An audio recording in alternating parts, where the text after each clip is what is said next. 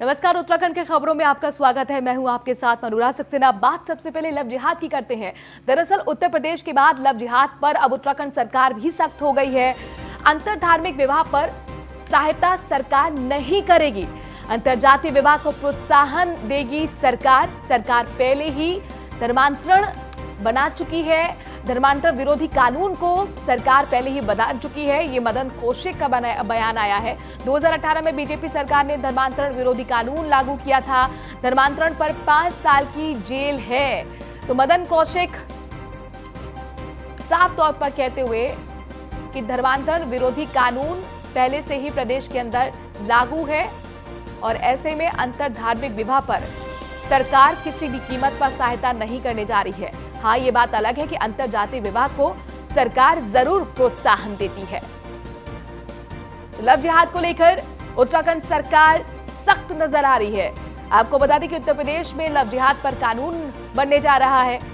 मध्य प्रदेश में भी इसकी शुरुआत हो चुकी है। कर्नाटक, असम, हरियाणा भी इसी दिशा में आगे बढ़ रहे हैं। और उत्तराखंड से खबर ये है, मदन कौशिक साफ कहते हुए कि धर्मांतरण विरोधी कानून पहले से ही प्रदेश में लागू है। अंतरधार्मिक विवाह को प्रोत्साहित नहीं करने जा रही सरकार, किसी कीमत पर सहयोग नहीं करेगी। अंतरजातीय विवाह को लगातार प्रोत्साहित सरकार करती रही है।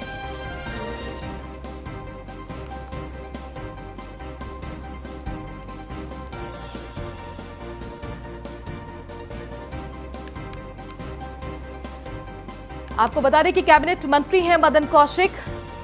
लव जिहाद पर सख्त रुख अपनाते हुए मदन कौशिक कह रहे हैं कि अंतर जातीय विवाह को प्रोत्साहन सरकार देती आई है, वो देती रहेगी। लेकिन धर्मांतरण विरोधी कानून चूंकि प्रदेश में पहले से ही लागू है, 2018 में हमने इसको लागू किया था। 5 साल की सजा धर्मांतरण पर है और इसीलिए जो लव जिहाद करेंगे उनके लिए सख्त कानून प्रदेश के अंदर है। अंतर धार्मिक विवाह पर सरकार किसी भी कीमत पर सहयोग नहीं करने जा रही है।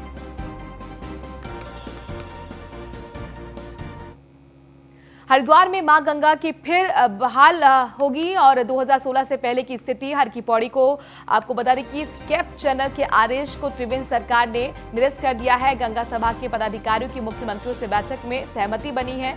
2016 में हरीश रावत सरकार ने गंगा को स्केप चैनल किया था और त्रिवेंद्र सिंह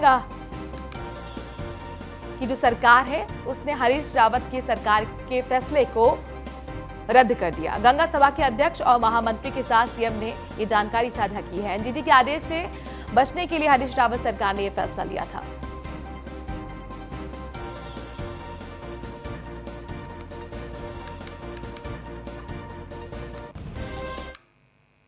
ऋषिकेश से अगली खबर है, जहां पर कुंभ मेले को लेकर तैयारियों में रेलवे विभाग जुटा हुआ है। कुंभ मेले में ऋषिकेश से ट्रेनें चलने की उम्मीद है। उत्तर रेलवे के जीएम और मुरादाबाद के डीएमआर ने निरीक्षण किया है। कुंभ मेले के दौरान ट्रेनों के संचालन को लेकर चर्चा की गई। यात्रा करने के लिए यात्रियों को रिजर्वेशन कराना अनिवार्य होगा। ट्रेन में सख्ती के साथ कोविड-19 के नियमों का भी पालन कराया जाएगा।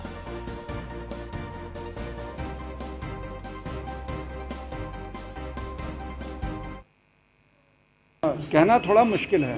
तो हम लोग अभी कुंभ के लिए तैयारी कर रहे हैं और उत्तराखंड शासन और गृह मंत्रालय और रेल मंत्रालय से सबसे संपर्क करते रहेंगे और जब और जितनी गाड़ी चलाने के लिए हमें अनुमति मिलेगी और जिस रूल में मिलेगी, बिकॉज सोशल डिस्टेंसिंग की रिक्वायरमेंट है, रिजर्वेशन ओनली पैसेंजर्स की रिक्वायरमेंट है, तो ये सब देखते हुए हम लोग ट्रेन का संचालन करने की तैयारी कर रहे हैं। जैसी परमिशन मिलती है और जैसी महामारी की स्थिति होती है उस अनुसार। तो कुंभ मेले को लेकर तैयारियों में रेलवे विभाग जुटा हुआ है। कुंभ मेले में ऋषिकेश से ट्रेनें चलने की उम्मीद जताई जा रही है। दरअसल आपको बता दें कि उत्तर रेलवे के जीएम और मुरादाबाद के डीएमआर ने निरीक्षण भी किया है और इसीलिए संकेत यह है कि कुंभ मेले के दौरान ट्रेनों के संचालन को लेकर इसमें चर्चा की गई है और यात्रा करने के लिए यात्रियों को रिजर्वेशन कराना होगा, ये अनिवार्य है। इसके साथ ही ट्रेन में सख्ती के साथ कोविड-19 के नियमों का पालन भी किया जाएगा।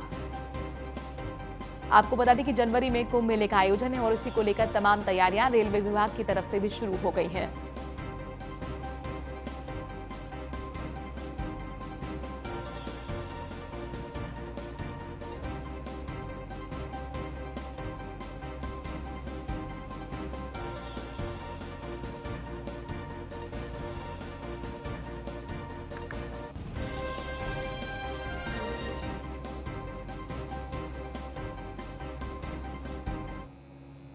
केंद्रीय शिक्षा मंत्री रमेश पोखरियाल निशंक सम्मानित हुए हैं। वातायन लाइफ टाइम अचीवमेंट पुरस्कार से उन्हें सम्मानित किया गया है। लंदन से वर्चुअल माध्यम से उन्हें सम्मानित किया गया। केंद्रीय हिंदी परिषद आगरा के उपाध्यक्ष अनिल शर्मा ने पुरस्कार दिया। अब तक 75 से ज्यादा किताबें लिख चुके हैं रमेश पोखरियाल निशंक। नई शिक्षा नीति को नया आयाम देने में भी निशंक ने अपनी महत्वपूर्ण भूमिका निभाई थी।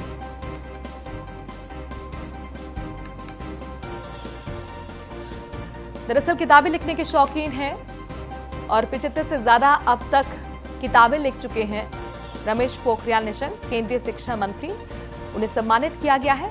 वातायन लाइफ टाइम अचीवमेंट पुरस्कार से उन्हें सम्मानित किया गया है। लंदन से वर्चुअल माध्यम से उन्हें सम्मानित किया गया।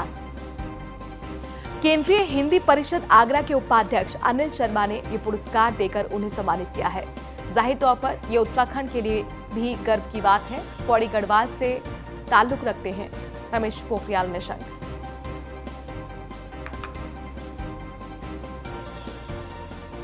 रेजिडेंट एडिटर हमारे साथ फहीम जुड़ गए हैं। फहीम, जाहिर तौर पर ये देश के लिए भी गर्व का एक क्षण है और कहीं ना कहीं उत्तराखंड के लिए तो सीधे तौर पर उसे जुड़ाव महसूस हो रहा होगा। उत्तराखंड के लोगों की क्या प्रतिक्रिया है इस वक्त? बिल्कुल, देखिए, रमेश पोखरियाल निशंक उत्तराखंड की राजनीति से निकलकर अब देश की राजनीति में है और एक ऐसी शख्सियत है जो न सिर्फ नेता है बल्कि अच्छे कुशल साहित्यकार और कवि हृदय भी। और तकरीबन 75 से ज्यादा किताबें उन्होंने अलग अलग में सामाजिक जीवन की बात भी है, उसमें अध्यात्म की बात भी है, उसमें राजनीति की बात भी है और अलग अलग विषयों को विविध आयामों को छूती हुई उन्होंने उत्तराखंड की संस्कृति, भारत की संस्कृति, सांस्कृतिक विरासत और सामाजिक विरासतों को सहीते हुए अलग अलग कविताओं के रूप में भी और गद्य और पद्य दोनों माध्यमों से उनकी बड़ी लंबी एक लिस्ट है पुस्तकों की। उनके इस योगदान को देखते हुए वातायन ब्रिटेन संगठन ने उनको सम्मानित किया है, सम्मान दिया है और एक बड़ा सम्मान है। कई बॉलीवुड की हस्तियों को ये सम्मान मिल चुका है साहित्य के क्षेत्र में काम करने को लेकर के, तो लिहाजा इस सम्मान को लेकर काफी उत्साह है उत्तराखंड में अगर कहें, क्योंकि उत्तराखंड से सांसद हैं रमेश पोखरियाल निशंक, पूर्व सीएम भी रहे हैं और अलग अलग विभिन्न जिम्मेदारियां उन्होंने संभाली है राजनीतिक रूप से, सामाजिक तौर पर। फहीम, चूंकि निशंक के बारे में कहा भी जाता है कि उन्हें पढ़ने लिखने का बहुत ज्यादा शौक है और वो हिंदी साहित्य में काफी रुचि रखते हैं। जाहिर तौर पर उन्होंने 75 से ज्यादा किताबें भी लिखी हैं और जब उन्हें शिक्षा मंत्री का पोर्टफोलियो दिया गया था तो भी कहीं ना कहीं उम्मीद यही जताई जा रही थी कि जिस तरीके की उनकी रुचि है उसके हिसाब से उन्हें पोर्टफोलियो मिला है, कुछ क्रांतिकारी यहाँ पर हो सकता है। और देखिए, नई शिक्षा नीति में भी उन्होंने बहुत महत्वपूर्ण कदम निभाया था। ये जो Vatayan life time achievement award है, अगर मैं गलत नहीं हूं, क्या ये पहले राजनेता है जिनको ये मिला है? बिल्कुल, देखिए, उत्तराखंड के पहले राजनेता हैं या पहली शख्सियत है जिनको ये सम्मान मिला है और इस बात को लेकर के काफी उत्साह भी है उत्तराखंड की राजनीति में। जैसे मैंने कहा कि रमेश पोखरियाल निशंक न केवल राजनेता है बल्कि साहित्य के क्षेत्र में भी उनका एक बड़ा योगदान है। इस योगदान को जो है पूरे उत्तराखंड में है और इसके है सम्मान को मिलने से, क्योंकि उत्तराखंड के लिए की उपलब्धि है। जी, शुक्रिया फहीम तमाम जानकारी हम तक पहुंचाने के लिए। तो लंदन से वर्चुअल तरीके से Vatayan life time achievement award से नवाजे गए हैं डॉक्टर निशंक। खबरों में आगे बढ़ते हैं। मुख्यमंत्री त्रिवेंद्र सिंह रावत महाराष्ट्र के राज्यपाल भगत सिंह कोश्यारी से उनके डिफेंस कॉलोनी देहरादून स्थित आवास पर शिष्टाचार भेंट की है। उन्होंने प्रदेश से संबंधित विभिन्न सामाजिक विषयों पर राज्यपाल भगत सिंह कोश्यारी से चर्चा की।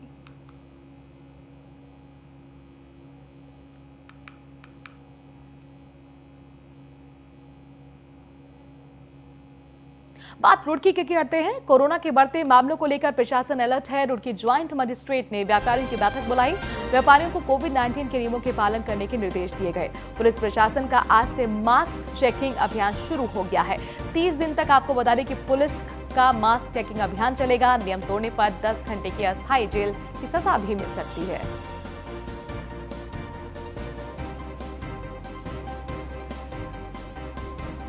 सुनील पटेल हमारे संवाददाता रुड़की से जुड़ गए हैं। सुनील, काफी सख्ती यहाँ पर प्रशासन की दिख रही है। 10 घंटे की अस्थायी जेल की सजा भी मिलेगी अगर नियम तोड़ा जाएगा तो? बिल्कुल बताना चाहूंगा, जिस तरीके से जो कोरोना के जो मामले बढ़ने शुरू हो गए, क्योंकि सर्दी का जो मौसम आ गया है, इसमें लगातार जो मामले बढ़ते जा रहे हैं उसको देखते हुए रुड़की में जो है प्रशासन अलर्ट हो चुका है। वहीं ज्वाइंट मजिस्ट्रेट ने जो है व्यापारियों को बैठक दी है और व्यापारियों को निर्देश किया है कि जो उनकी दुकानों पर जो ग्राहक आते हैं या जो खुद रहते हैं तो खुद मास्क का प्रयोग करें और सोशल डिस्टेंसिंग का पालन कराएं। वहीं सभी की दुकानों पर जो है सैनिटाइजर की सुविधा होनी चाहिए। मैं आपको बता दूं कि जो पुलिस प्रशासन भी जो है उत्तर प्रदेश की तर्ज पर ही काम करने के लिए यहाँ पर तैयार है। यहाँ पर फिलहाल जो है मास्क से अभियान शुरू कर दिया गया है और अगर जो लोग इसका नियम का पालन नहीं करते हैं तो उसके बाद फिर जो जिस तरह फिलहाल उत्तर प्रदेश में चल रहा है 10 घंटे की अस्थायी जेल का प्रावधान वो भी यहाँ पर शुरू हो सकता है। जी, आपसे ये भी जानना चाहेंगे सुनील, क्या इस सख्ती का कोई असर भी दिख रहा है लोगों पर? फिलहाल मैं आपको बताना चाहूंगा, फिलहाल जो पुलिस प्रशासन है वो फिलहाल एक नॉर्मली तरीके से जो है एक अभियान चला रहा है जिससे कि लोगों को एक जागरूकता उनके अंदर जा सके। क्योंकि जिस तरह से फिलहाल जो उत्तराखंड में मामले बढ़ रहे हैं वहीं रुड़की में भी लगातार जो है मामले बढ़ते जा रहे हैं, कम नहीं हो रहे हैं। उसी वजह से फिलहाल जो पुलिस प्रशासन जो आने जाने वाले लोग हैं उनको सिर्फ समझा रहे हैं कि एक दूसरे को समय दिया जा रहा है। उसके बाद अगर कोई मिलता है बिना मास्क के घूमता मिलता है तो उसका चालान भी काटा जाएगा और उसके ऊपर जो कानूनी कार्रवाई होगी वो की जाएगी। शुक्रिया तमाम जानकारी हम तक पहुंचाने के लिए सुनील।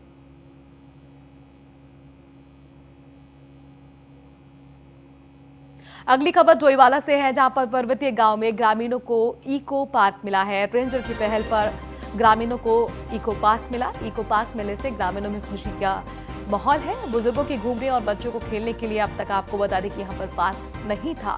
वन विभाग की खाली पड़ी भूमि पर इको पार्क बनाया जा रहा है। पर्यटकों को भी आकर्षित इको पार्क करेगा।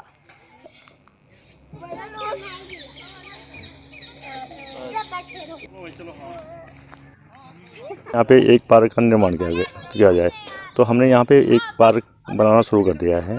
इसकी चारों तरफ फेंसिंग लगा दी गई है, अभी झूले बनाए हैं। तो ये थानो भोगपुर रोड के किनारे होने के कारण यहाँ पे काफ़ी भीड़ भाड़ हो रही है। शाम को काफ़ी बच्चे आ जाते हैं।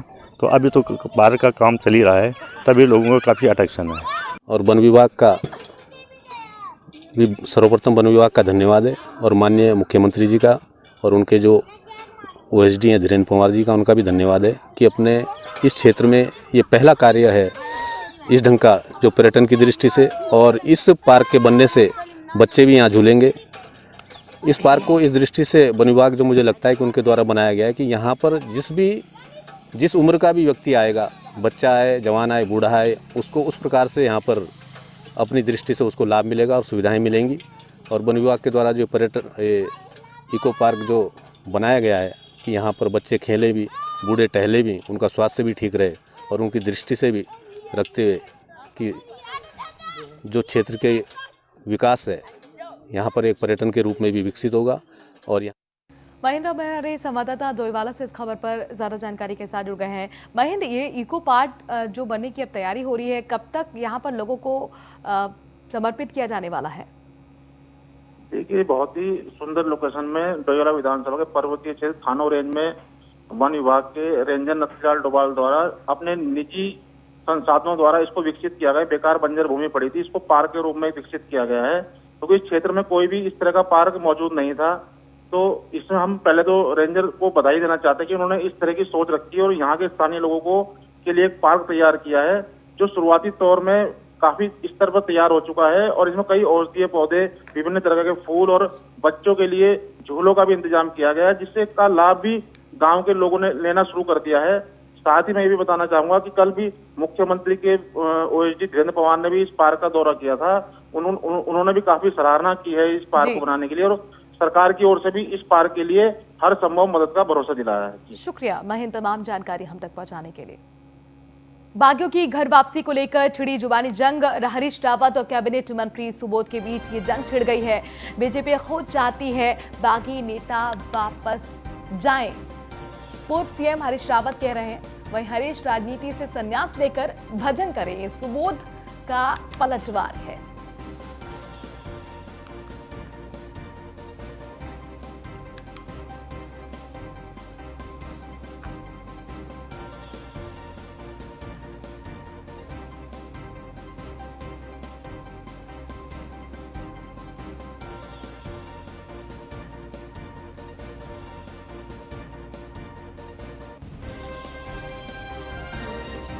तो बागियों की घर वापसी को लेकर दो बड़े नेताओं के बीच जुबानी जंग छिड़ गई है। हरीश रावत और कैबिनेट मंत्री सुबोध के बीच ये जुबानी जंग है। हरीश रावत का कहना है कि बीजेपी खुद चाहती है कि बागी नेता वापस जाएं। वहीं सुबोध का पलटवार यह है कि हरीश राजनीति से संन्यास लेकर भजन करें। आपको बता दें कि बागियों को लेकर लगातार घमासान मचा हुआ है। अब हरीश रावत और सुबोध आमने सामने हैं। हरीश रावत कह रहे हैं कि बीजेपी खुद चाहती है कि बागी नेता वापस जाएं। वहीं सुबोध की सलाह यह है कि अब संन्यास हरीश रावत को लेना चाहिए और भजन कीर्तन करना चाहिए।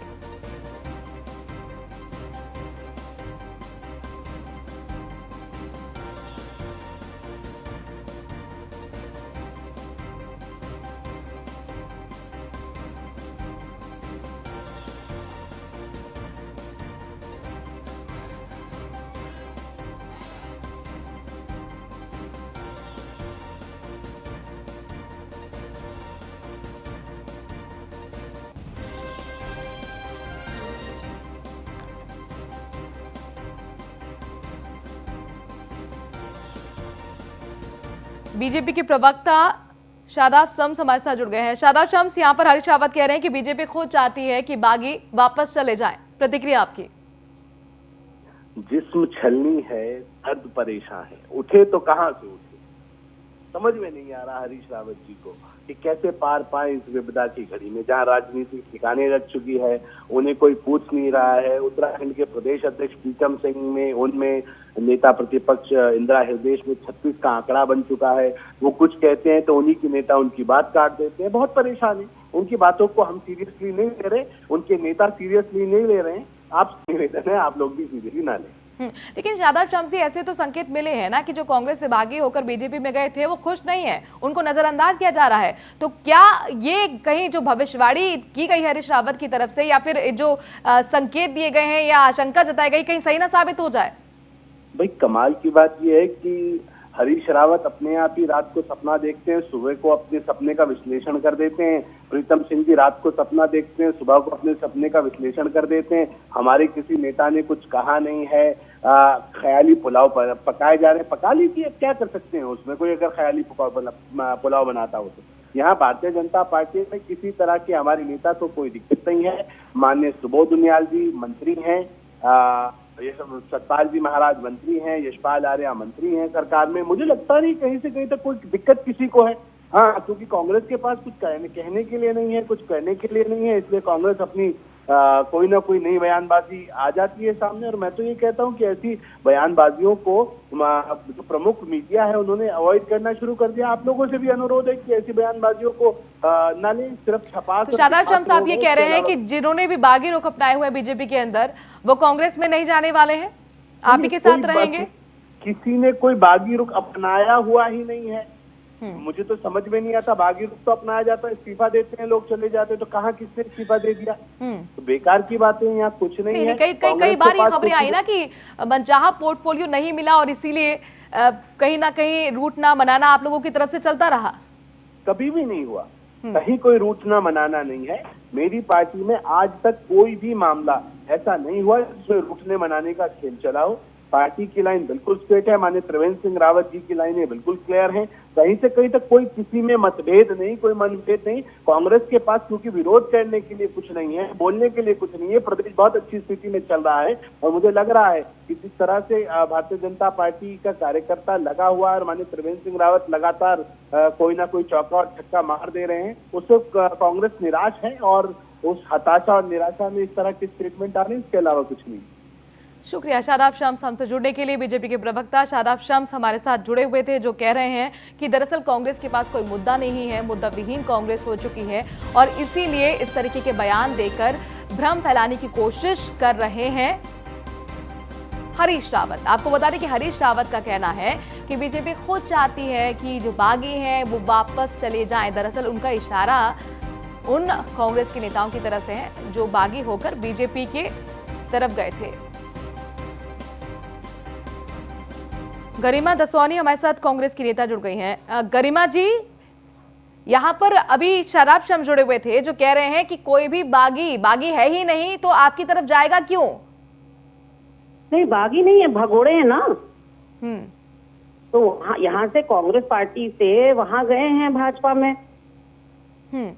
तो अब वहां जिस तरह के रंग दिखा रहे हैं तो वहां भाजपा भी मुझे लग रहा है कि अब आजिज आ गई है। तो आप लोगों से क्या किसी ने संपर्क किया है, जो आप इतनी मजबूती के साथ कह रहे हैं ये बात कि भाई बीजेपी चाहती है कि बागी अपने वापस घर चले जाएं? आप अगर मुझसे असलियत सुनना चाहती हैं तो ये मीडिया का खड़ा किया हुआ बवंडर है। ना कांग्रेस पार्टी कुछ कह रही है ना भाजपा कुछ कह रही है। जब आप आईडी लगा के सवाल पूछेंगे नेता से तो नेता जवाब तो देगा ना। अरे मैम, हमारा तो काम है सवाल पूछना और आपका काम है जवाब देना। जो जवाब आप देते हैं वही हम स्क्रीन पर दिखाते हैं। नहीं, आपने हरीश रावत ने कहा ना कि बीजेपी चाहती है कि बागी वापस घर जाए, तो इसके मायने क्या है मैम, आप ही बता दीजिए। इसीलिए देखिए, मैं आपको सिलसिलेवार अगर बताऊं तो पहले आधा दर्जन जो आईएएस अधिकारी हैं उन्होंने रेखा आर्या के विभाग में काम करने से मना कर दिया। इसमें भी भाजपा की चाल थी। अभी धर्मस्व मंत्री, पर्यटन मंत्री हैं हमारे, वो ना योगी जी के वेलकम के लिए थे, ना उनको सी ऑफ करने के लिए थे, ना केदारनाथ धाम में थे, ना बद्री विशाल में थे। तो अब आप इससे अंदाजा लगा सकते हैं जब प्रदेश का, और पता नहीं मुख्यमंत्री जी पूरा 3 दिन तक एस्कॉर्ट क्यों कर रहे थे। क्या मुख्यमंत्री जी के पास और कोई काम नहीं है त्रिवेंद्र रावत जी के पास? ठीक है, योगी जी आए थे, आप स्वागत करते और उनको आप दर्शनार्थ भेज देते। वो दर्शनाभिलाषी थे केदारनाथ धाम के, तो आप उनको स्वागत जरूर करते हैं आप उत्तर प्रदेश के मुख्यमंत्री के रूप में। लेकिन आप जो लिए फिर रहे थे, ऐसा लग रहा था कि उत्तराखंड का मुख्यमंत्री के पास और कोई काम ही नहीं है। नहीं गरिमा जी, अगर बागी जो है आपकी पार्टी में वापस आना चाहेंगे तो क्या आप उन्हें स्वीकार करने के लिए तैयार हैं? धोखा तो अब देखिए, सवाल आपने, देखिए मैं यही आपको बताना चाह रही थी कि बागियों को लेकर आप लोग सवाल करते हैं और उसके बाद जब सत्ता पक्ष और विपक्ष जवाब देता है तो आप इस तरह का अटपटा सवाल करते हैं कि उन्होंने तो अर्जी लगाई नहीं। अरे अर्जी नहीं लगाई, लेकिन आप लोग तो सवाल पे सवाल पूछे जा रहे हैं ना। ये अर्जी नहीं लगाई ये सब जानते हैं, लेकिन फिर भी सवाल जो है बागियों के इर्द गिर्द ही अगर घूमकर पूछेंगे तो फिर जवाब तो देगा सामने से जो नेता है। तो यही मैं आपको बता रही हूँ कि ये अभी जल्दबाजी है। आप अपना क्लियर कर दीजिए ना स्टैंड, बागियों को लेकर आपका स्टैंड क्या है? देखिए, मैं एक छोटी कार्यकर्ता हूँ, उनको लेना है नहीं लेना ये मेरे स्तर पे डिसाइड नहीं होता है। ये हमारा हाईकमान डिसाइड करता है, राष्ट्रीय नेतृत्व डिसाइड करता है, और ये उस समय के समीकरणों को देखते हुए ये निर्णय लिया जाएगा। लेकिन अभी कुछ भी कह पाना जल्दबाजी होगी। चलिए बहुत बहुत शुक्रिया गरिमा जी हमसे जुड़ने के लिए, अपना वक्त हमें देने के लिए। गरिमा दसौनी का कहना है कि